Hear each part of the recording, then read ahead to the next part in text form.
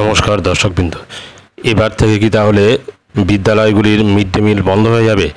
সেই সংক্রান্ত একটি গুরুত্বপূর্ণ আপডেট আজকের মিডিয়াতে প্রকাশিত হয়েছে, সেটি আমি আপনাদের সঙ্গে শেয়ার করছি।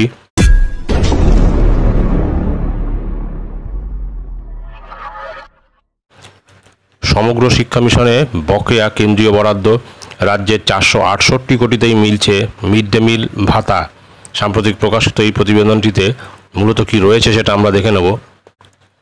সমগ্র শিক্ষা মিশনে কেন্দ্রীয় সরকারের বরাদ্দ বন্ধ হওয়ায় ক্ষুদে পড়ুয়াদের মিড ডে মিল তো বটেই, সেই সঙ্গে স্কুল শিক্ষার বিভিন্ন ক্ষেত্রে সংকটে এখন ভরসা বলতে রাজ্যের বরাদ্দই অর্থ। গত 8 মাসে রাজ্যের দেওয়া 468 কোটি টাকা দিয়েই সমগ্র শিক্ষা মিশন প্রকল্প চলছে।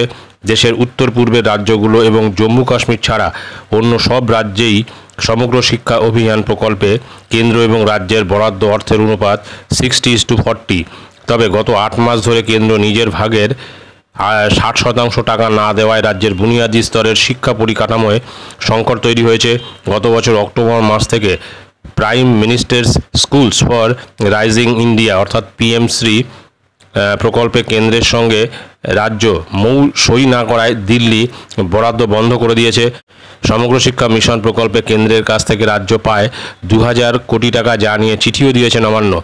তবে SSM এর টাকায় স্কুলে স্কুলে পরিকাঠামো উন্নয়নের অর্থাৎ শ্রেণীকক্ষ তৈরি, অতিরিক্ত ক্লাস ঘরের বন্দোবস্ত, স্কুল মেরামত, পাঁচিল দেওয়া, শৌচাগার নির্মাণ, পানীয় জল সরবরাহ, নানা ধরনের কাজ হয়। তাছাড়া রাজ্য জুড়ে স্কুল, শিশু ও মাধ্যমিক শিক্ষাকেন্দ্রে কর্মরত পার্শ্ব শিক্ষক, শিক্ষাবন্ধু, শিক্ষা সহায়ক এবং সম্প্রসারক, স্পেশাল এডুকেটর সহ চুক্তিভিত্তিক লক্ষাধিক শিক্ষক এবং শিক্ষাকর্মীদের বেতন বা ভাতাও মেটানো হয় SSM প্রকল্পের টাকায়।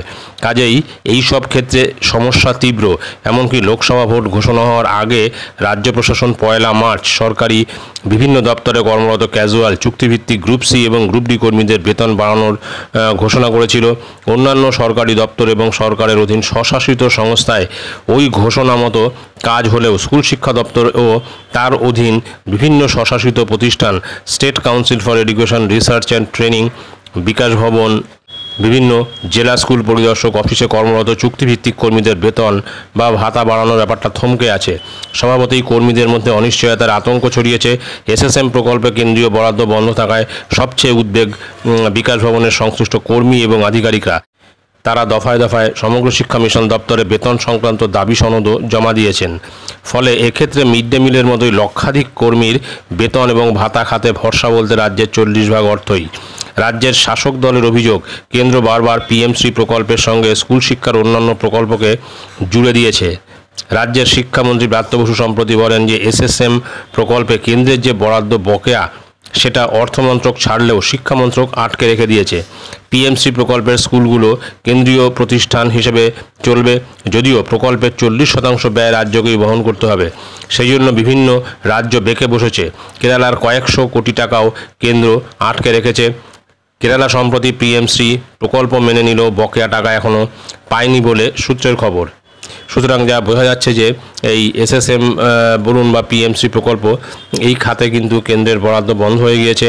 সেই কারণে আগামী দিনে হয়তো স্কুলের যে মিড ডে মিল যেগুলি দেওয়া হয় 60:40 এই অনুপাতে, কেন্দ্র দেয় 60, রাজ্য দেয় 40, রাজ্যের সেই দেয় অর্থেই কিন্তু সেই মিড ডে মিল চলবে এবং এইভাবে কতদিন চালানো সম্ভব হবে সেটাও কিন্তু একটা ভাববার বিষয়। তো যাই হোক, আগামী দিনে এই বকেয়া দিয়ে দেয় কিনা সেদিকেই তাকিয়ে থাকতে হবে। ভিডিওটি ভালো লাগলে অবশ্যই সাবস্ক্রাইব করবেন চ্যানেলটি পরবর্তী আপডেট ভিডিও পাওয়ার জন্য। ধন্যবাদ।